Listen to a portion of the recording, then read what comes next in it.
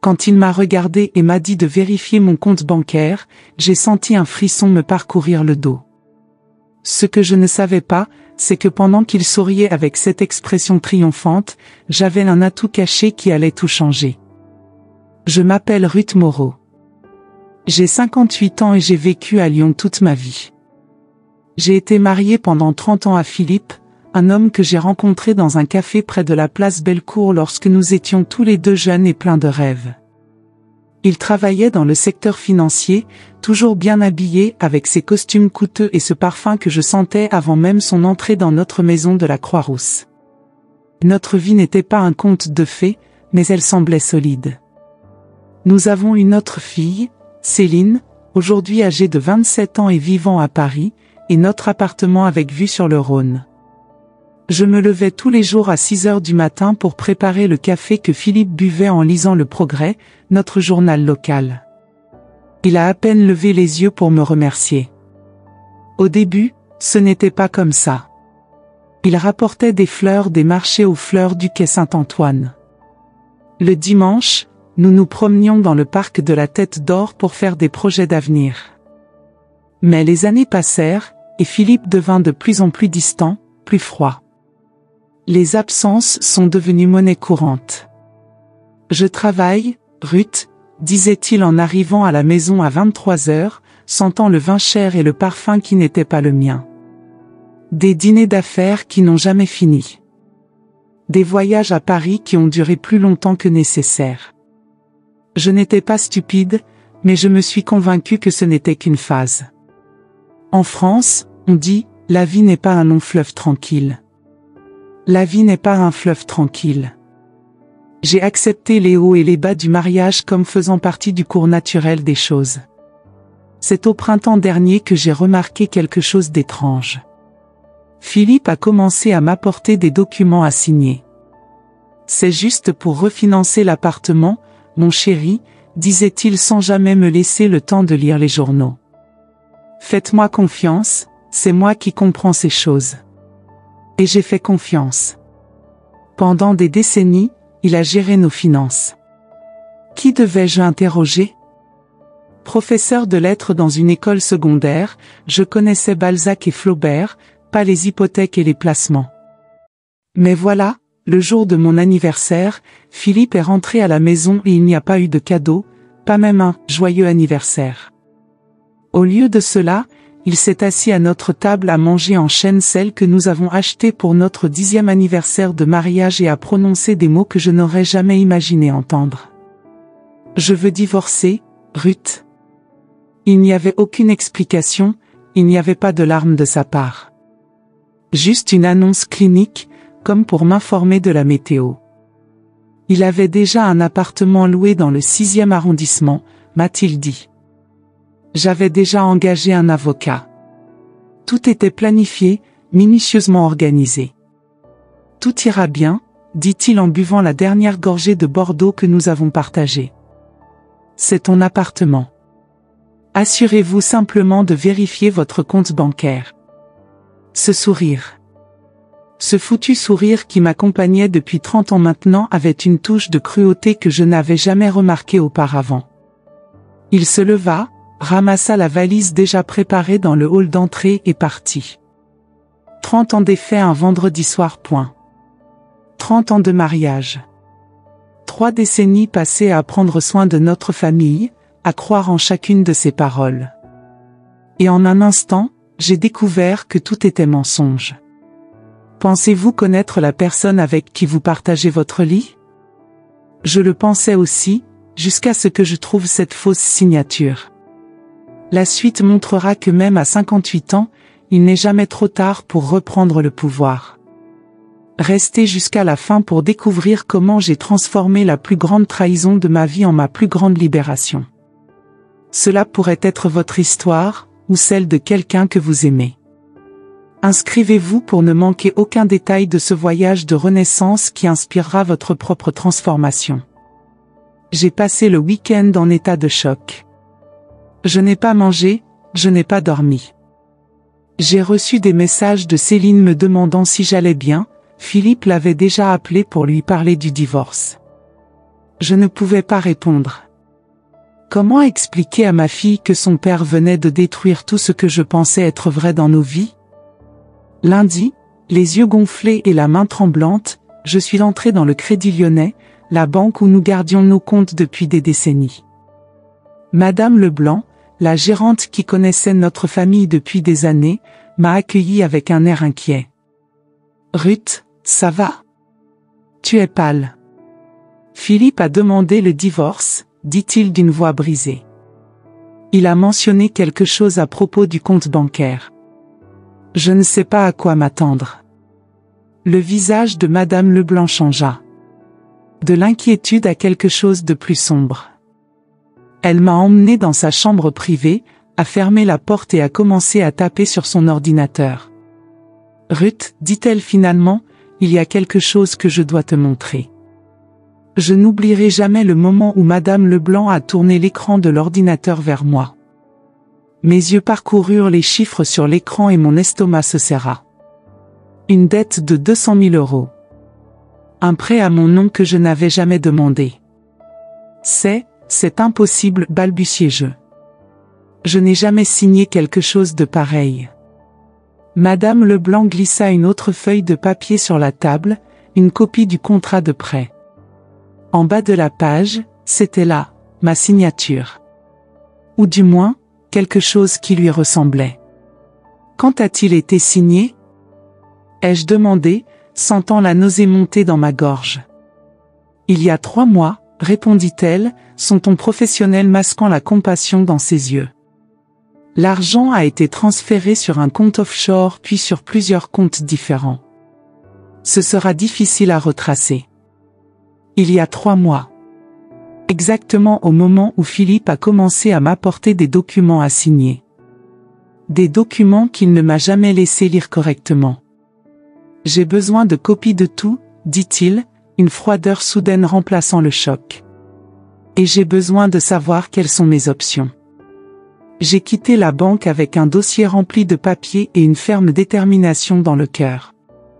Sur le chemin du retour, je suis passé devant le cabinet de Bernard Leclerc, un avocat que j'ai connu grâce à l'école où j'enseigne. Il m'a immédiatement accueilli, son visage aimable se tordant de désapprobation alors que j'expliquais ma situation. Ce que Philippe a fait est une fraude, Ruth, a déclaré Bernard après avoir examiné les documents. La falsification de signature est un délit. Vous pouvez le signaler à la police. Signaler mon mari depuis 30 ans à la police? Le père de ma fille? Une partie de moi espérait encore qu'il y avait une explication raisonnable, un malentendu qui pourrait être résolu. Et le divorce? J'ai demandé. Si vous pouvez prouver qu'il a falsifié sa signature, vous pouvez contester toute responsabilité pour la dette. Mais nous devons agir rapidement. Êtes-vous sûr de n'avoir pas signé ces documents? Je secouai la tête. Il m'a fait signer des papiers, mais il a dit qu'il s'agissait de refinancer l'appartement. Il n'a jamais évoqué un prêt de 200 000 €. Bernard hocha la tête, ses yeux scrutant à nouveau les journaux. Il y a quelque chose d'étrange ici. La signature ressemble à la vôtre, mais il y a de petites incohérences. Nous allons avoir besoin d'une analyse graphique. Cette nuit-là, allongé seul dans le lit que j'ai partagé avec Philippe pendant des décennies, je n'ai pu m'empêcher de pleurer. Pas seulement à cause de la fin de mon mariage, mais à cause de la profonde trahison que j'avais découverte. Comment a-t-il pu faire ça? Comment as-tu pu me regarder dans les yeux chaque jour en sachant ce que tu avais fait? Céline a rappelé, et cette fois j'ai répondu. Elle a pleuré quand je lui ai parlé du prêt frauduleux. Il ne peut pas te faire ça, maman, dit-elle, la colère étant évidente dans sa voix. Tu lui as tout donné. Ne t'inquiète pas, ma petite, répondis-je, une nouvelle détermination dans la voix. Ton père pense peut-être que tu m'as pris au dépourvu, mais il découvrira que tu as sous-estimé la femme que tu as épousée. Au cours des semaines suivantes, j'ai travaillé avec Bernard et un expert graphotechnique pour monter mon dossier. L'expert a confirmé, la signature sur le contrat de prêt n'était pas de moi.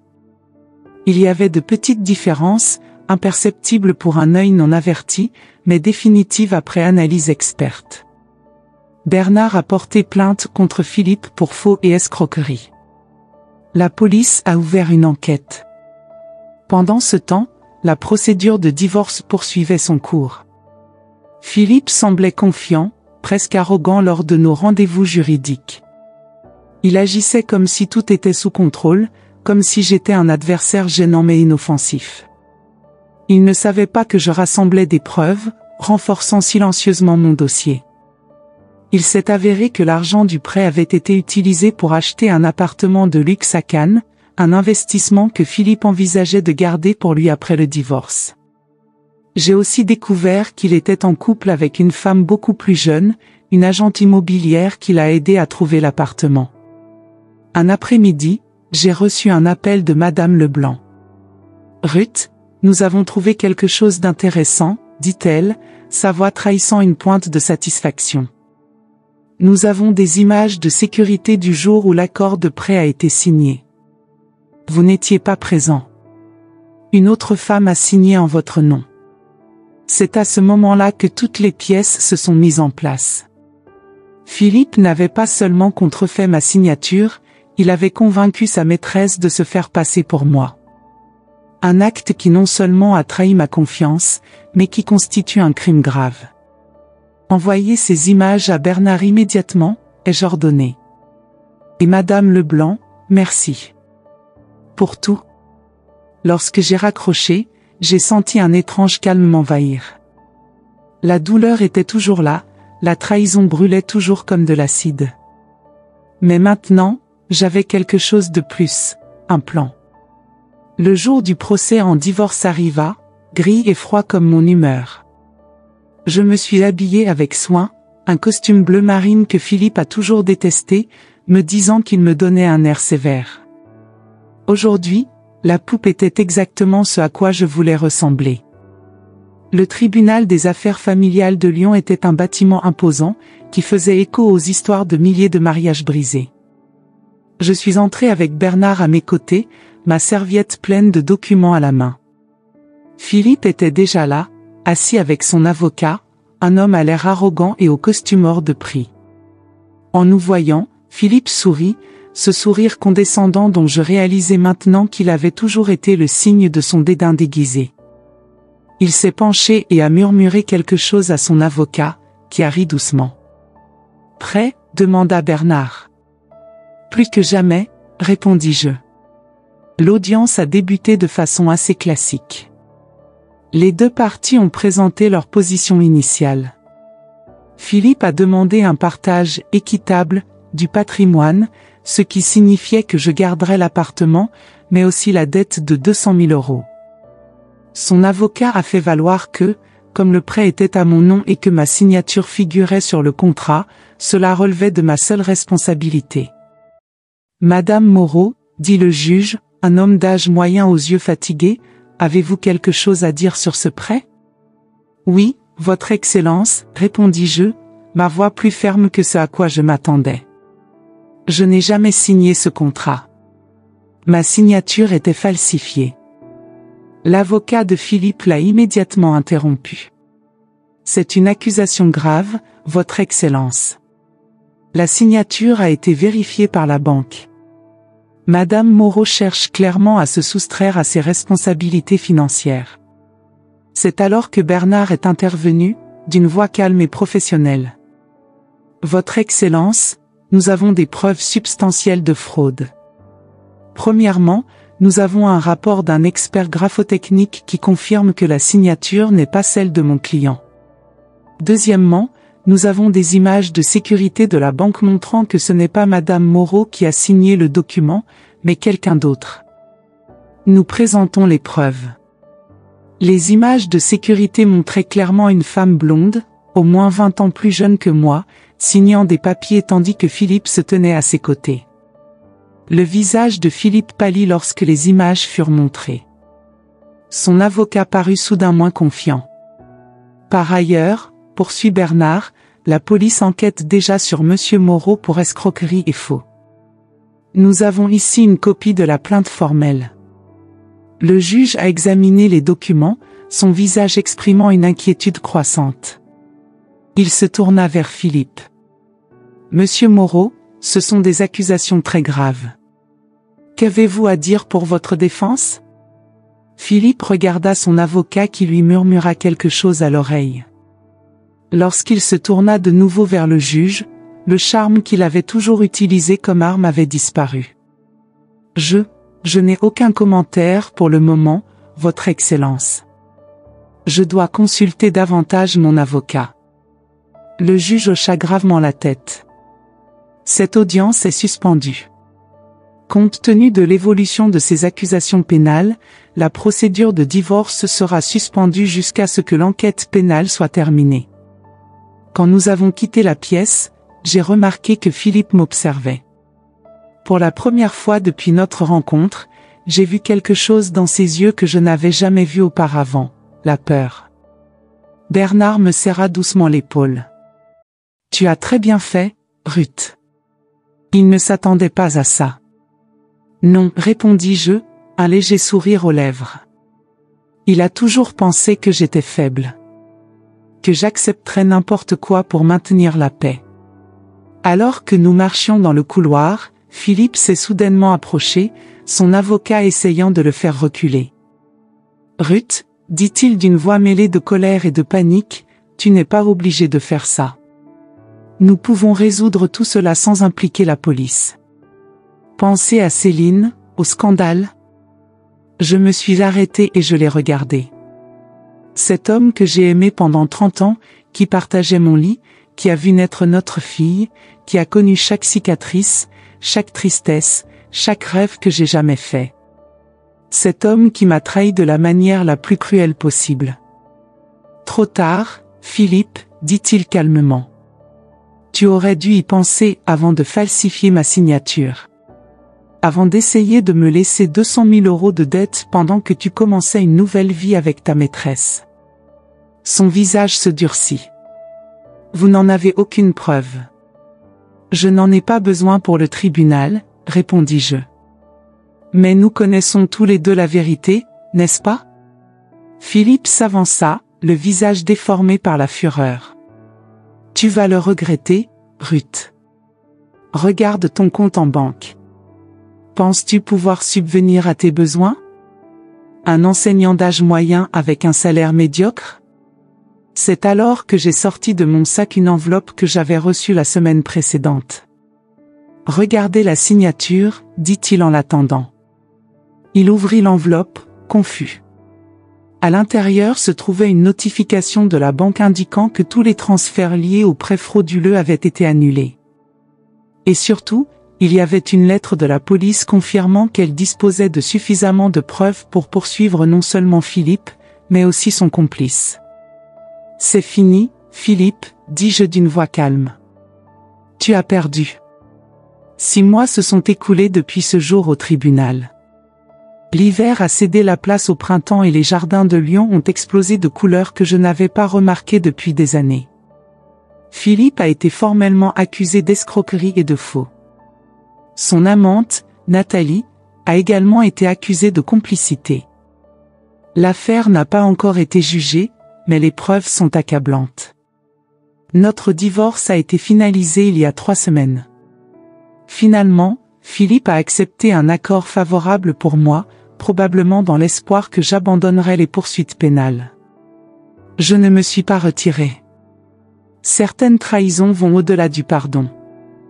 L'appartement à Cannes a été vendu et l'argent a servi à rembourser le prêt, qui a été annulé pour fraude avérée. J'ai gardé notre appartement à Lyon, libre de toute dette liée aux actes de Philippe. Aujourd'hui, je suis assis dans un café près de la place des Terreaux, en attendant Céline, qui vient me rendre visite ce week-end. Elle a beaucoup souffert de la révélation sur son père, mais elle m'a soutenu sans réserve. « Maman », j'entends sa voix avant de la voir. Elle me serre fort dans ses bras, son doux parfum me rappelle quand elle était petite et je l'ai bercée pour l'endormir. « Tu es magnifique », dis-je en lui tenant les mains et en regardant son visage radieux. Elle me ressemble à 27 ans, mais a les yeux expressifs de son père. J'essaie de ne pas y penser. Comment vas-tu? Demande-t-elle, l'inquiétude teintant sa voix. Je vais bien, je réponds honnêtement. Mieux que ce à quoi je m'attendais. Et la vérité. Malgré tout, j'ai découvert une force que je ne connaissais pas. J'ai repris l'enseignement après une brève absence. Mes élèves m'ont donné de la force, leur curiosité et leur énergie me rappelant quotidiennement que la vie continue, qu'il y a toujours quelque chose de nouveau à apprendre. Tu sais, maman, dit Céline en prenant une gorgée de son café. Malgré tout, je suis fière de toi. Beaucoup de femmes auraient craqué. Je souris en me rappelant ce que j'ai ressenti ce vendredi soir lorsque Philippe a franchi la porte. J'ai failli m'effondrer. Mais quelque chose en moi refusait d'être la victime qu'il attendait. J'ai rencontré quelqu'un, dit soudain Céline, le rougissement lui montant aux joues. Un médecin. Il est gentil, maman. Vraiment gentil. Je te serre la main. Je suis heureuse pour toi, ma petite. Tu mérites tout le bonheur du monde. Notre conversation est interrompue lorsque mon téléphone vibre. C'est un message de Bernard. Le procès de Philippe a été fixé au mois prochain. Il veut savoir si je suis prêt à témoigner. Céline remarque le changement sur mon visage. Quelque chose ne va pas? Non, dis-je en rangeant le téléphone. Juste encore un chapitre à clôturer. Après le café, nous avons traversé le parc de la Tête d'Or, le soleil printanier réchauffant nos visages. Céline me parle de son travail à Paris, de ses amis, du gentil médecin qu'elle a rencontré. Je l'écoute, le cœur plein d'amour pour cette femme forte que j'ai élevée. Tu sais, Céline, dis-je alors que nous nous asseyons sur un banc près du lac, j'ai appris quelque chose ces derniers mois. Comme quoi? Demande-t-elle, curieuse. J'ai appris qu'il n'est jamais trop tard pour se défendre. Cette confiance est précieuse, mais aussi que nous devons faire confiance à notre instinct lorsque quelque chose ne va pas. Et plus important encore, j'ai appris que je suis plus fort que je ne l'aurais jamais imaginé. Céline sourit, les larmes brillant dans les yeux. Tu as toujours été forte, maman. Papa était celui qui était faible. Il a dû recourir à la fraude et au mensonge parce qu'il n'avait pas ta force. Je réfléchis à vos paroles. Peut-être qu'elle a raison.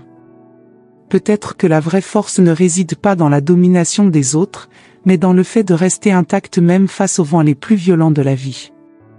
La semaine dernière, j'ai reçu une lettre de Philippe.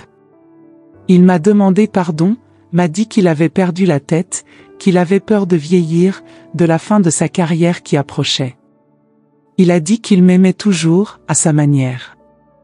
Je n'ai pas répondu. Certaines pages ne doivent pas être revisitées. Au lieu de cela, j'écris un nouveau chapitre. J'ai commencé à donner des cours de littérature pour adultes le mardi soir. Je prévois un voyage en Provence cet été, quelque chose que j'ai toujours voulu faire, mais Philippe n'a jamais été intéressé. J'ai acheté une robe rouge qui me fait me sentir vivante. Alors que nous rentrons à l'appartement, mon téléphone sonne. C'est Madame Leblanc, la directrice de la banque. Ruth, dit-elle d'une voix excitée, j'ai une merveilleuse nouvelle. La banque a décidé que vous devriez être indemnisé pour les souffrances causées par cette situation. Nous vous offrons une petite compensation. Petit n'est pas le mot que j'utiliserai pour décrire la valeur qu'elle mentionne, mais je la remercie simplement poliment. Quand je raccroche, je le dis à Céline, qui me serre fort dans ses bras. Tu vois, maman? L'univers te récompense pour ton courage. Je ne sais pas si je crois en un univers qui récompense ou punit. Mais je crois que lorsque nous choisissons de rester fidèles à nous-mêmes, lorsque nous refusons d'être victimes des circonstances, nous ouvrons des portes dont nous ignorions l'existence. Cette nuit-là, après que Céline se soit endormie, j'ai sorti mon ancien journal. Je n'avais pas écrit dessus depuis des années. J'ai ouvert une page blanche et j'ai commencé. Je m'appelle Ruth Moreau. J'ai 58 ans. Je suis enseignante, mère, ex-femme. J'ai survécu à une trahison qui aurait dû me détruire. Mais elle ne l'a pas fait. Au lieu de cela, elle m'a libérée. Quand il m'a regardé et m'a dit de vérifier mon compte bancaire, il a pensé qu'il avait gagné. Ce qu'il ne savait pas, c'est que, alors qu'il souriait avec cette expression de triomphe, j'avais un atout caché qui changeait tout, ma propre force, qui attendait d'être découverte. Et vous? Avez-vous déjà fait face à une trahison qui a fini par devenir votre libération? Cette histoire de Ruth peut sembler fictive, mais combien d'entre nous ont dû recommencer au moment où nous nous y attendions le moins? Partagez dans les commentaires ce qui a le plus touché votre cœur dans ce voyage de dépassement. Il y a tant d'années vécues, tant d'expériences à échanger, votre histoire peut aussi inspirer ceux qui ont besoin de force pour changer les choses. Abonnez-vous à la chaîne pour plus d'histoires qui prouvent que notre meilleure version peut émerger juste au moment où nous pensons que tout est perdu. Après bref, la vie commence chaque jour, et il n'est jamais trop tard pour réécrire notre propre fin. Rendez-vous dans le prochain chapitre de votre histoire.